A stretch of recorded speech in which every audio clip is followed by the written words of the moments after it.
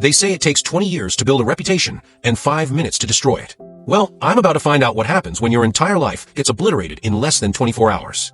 My name is Ethan Cole, and yesterday, I was worth $15 billion.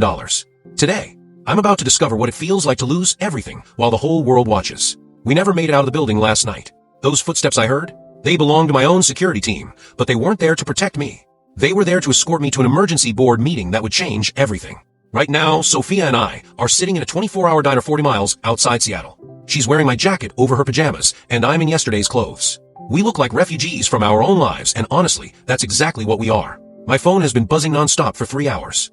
Missed calls from investors, board members, journalists, even my own mother.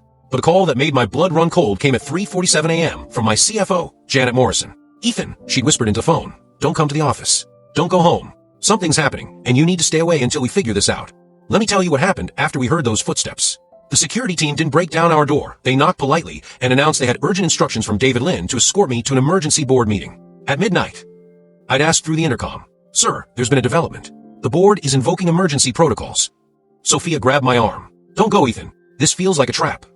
But here's the thing about being CEO. Even when your world is collapsing, you still have responsibilities. I had to go. The boardroom was already full when I arrived.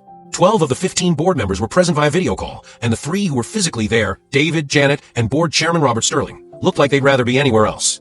David stood at the head of the table, where I usually sat. That should have been my first warning. "Ethan, thank you for coming," he said, not meeting my eyes. "We need to discuss some urgent matters that have come to our attention." Robert Sterling cleared his throat. He's been on my board since the beginning, helped me navigate my first major acquisition. Seeing the betrayal in his eyes was like watching my father disown me. "Ethan, we've received some disturbing information about your recent activities. Financial irregularities, security breaches, and personal conduct that puts the company at risk." What happened next was like watching my life get fed through a paper shredder in real time. David pulled up a presentation on the main screen. "Over the past month, there have been several unauthorized stock transactions made using your credentials. Trades that violated SEC insider trading regulations." The screen showed trading records, buy and sell orders worth millions, all made with my personal account information. The timestamps showed transactions happening while I was in meetings, some even while I was asleep. "I never made those trades," I said, but my voice sounded hollow even to me.